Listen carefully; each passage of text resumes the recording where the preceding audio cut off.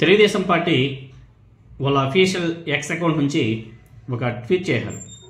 ఏమని అంటే, వైనాట్ 175 భ్రమలు దింపేసి 11 ఎందుకు ఇచ్చారో తెలుసుకునేందుకు మారువేషంలో వెళ్ళిన జగన్కు జనం ఏమనుకుంటున్నారో తెలిసాక దిమ్మ తిరిగి మైండ్ బ్లాక్ అయింది అని చెప్పేసి ట్వీట్ చేశారు.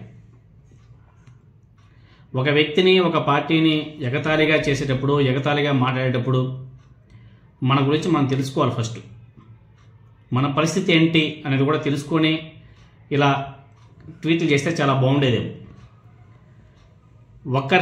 ఒక జగన్మోహన్ రెడ్డి గారిని, ఒక వైసీపీని ఓడించడానికి 3 పార్టీలు కలిశాయి. 3 పార్టీలే కాదు, ఆ 3 పార్టీలతో పాటు మీడియా వ్యవస్థ, అన్ని మీడియాలు కూడా సపోర్ట్. అది కూడా సరిపోక కాంగ్రెస్ పార్టీ నుంచి ఒక మున్సిపల్ శర్మిలాని, అదేవిధంగా వైఎస్ వివేకానంద రెడ్డి గారి కుమార్తె సునీతని, వీళ్ళందరూ కూడా పావుగా వాడుకున్నారు. వాడుకొని తప్పుడు సమాచారంతో, తప్పుడు ప్రచారంతో ఏ విధంగా వీళ్ళు నాటకాలు వేసి ఓడించారో మీకు అందరికీ కూడా తెలిసిందే. ఒక ల్యాండ్ టైటిలింగ్ యాక్ట్ కానీ దాని మీద విష ప్రచారం చేశారు. అఫ్కోర్స్ ఈ 3 పార్టీలు కలిసి వీళ్ళందరినీ ఒక కట్టగట్టి రాజకీయంగా వైసీపీని ఓడించారు. అంటే ఇక్కడ ఇవన్నీ కలిశారు అంటేనే ఎవరు యోధులో చాలా స్పష్టంగా అందరికీ అర్థమైపోయింది. ఇంకా 11 సీట్ల వాస్తవాల గురించి మనం చెప్పుకుంటే చాలా విషయాలు ఉన్నాయి.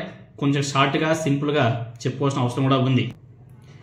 మీకు అందరికీ తెలిసిందే, బీజేపీ పెద్దలకు దండం పెట్టి కాళ్ళు ముక్కొని చీవాట్లు తిని అతి కష్టం మీద టీడీపీతో పొత్తుకు బీజేపీని ఒప్పించాను అని చెప్పేసి పవన్ కళ్యాణ్ గారు అనేక సందర్భాల్లో మాట్లాడిన విషయాలు మీకు అందరికీ కూడా తెలిసింది.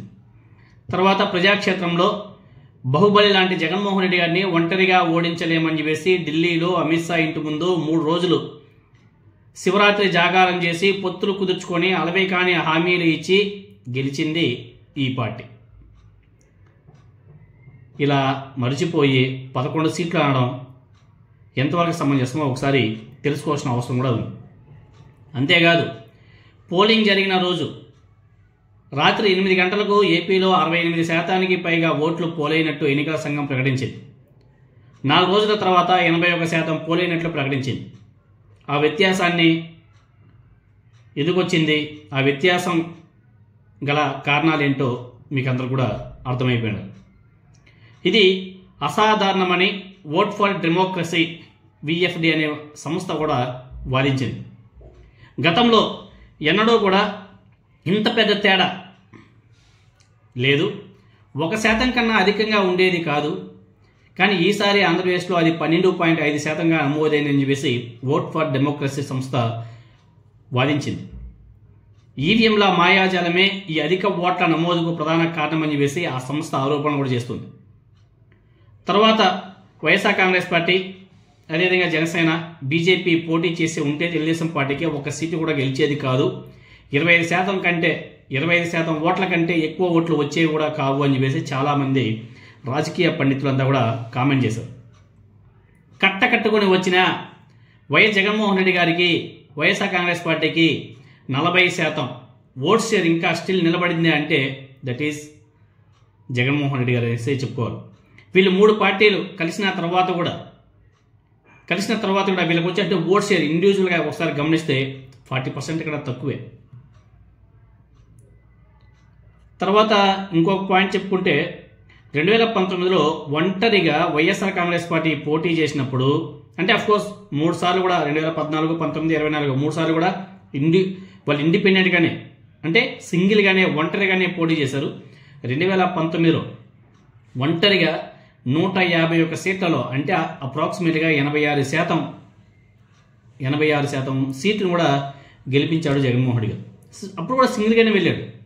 2024లో మనం జరిగినటువంటి ఎలక్షన్లో తెలుగుదేశం పార్టీ, అదేవిధంగా జనసేన పార్టీ, బీజేపీ డైరెక్ట్గా ఇంకో కొన్ని పార్టీల రహస్య మద్దతు కలిసి పోటీ చేసి కూడా 164 గెలిస్తే అది గొప్ప. జగన్మోహన్ రెడ్డి గారు సింగిల్గా పోటీ చేస్తే 86% సీట్లు గెలిపించాడు. వీళ్ళు ఇన్ని 3 పార్టీలు కలిసి అంత పెద్ద మీడియా వ్యవస్థను వీళ్ళు పక్క పెట్టుకొని తర్వాత ఇండైరెక్ట్గా ఇంకొన్ని పార్టీల సపోర్ట్ తీసుకొని అలాగే కానీ హామీలు అసత్య ప్రచారాలు చేసి వీళ్ళు గెలిచినప్పుడు సీట్లు 164. ఇప్పుడు చెప్పండి, ఎవరు యోధుడు, ఏ పార్టీ స్ట్రాంగ్గా ఉంది, ఎవరు ఏ నాయకుడు రాజకీయంగా స్ట్రాంగ్గా ఉన్నాడు ఆంధ్రప్రదేశ్లో అనేసి వీటిని చూసి తెలుసుకోవాలి. అంతేగాని 11 సీట్లు అని వేసి ఎగతాళి చేస్తే తర్వాత పరిణామాలు ఎలా ఉంటాయో మీరు కూడా 23 సీట్ల నుంచి ఈరోజు 164 సీట్లకు వచ్చారు. ఆనాడు వైసీపీ వాళ్ళు 23 అని చెప్పేసి బాగానే ఎగతాళి చేశారు. ఇప్పుడు మీరు మళ్ళీ వైసీపీని 11 సీట్లు అంటున్నారు. మేబీ 2029లో మళ్ళీ వైసీపీ అధికారంలోకి వస్తే